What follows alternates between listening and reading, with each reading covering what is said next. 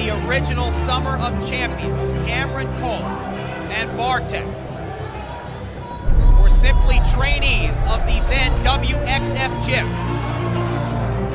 Cameron Cole went on to feature on a reality show called High Octane. He earned an opportunity to join the Reality of Wrestling roster. He has scraped and clawed his way to this moment.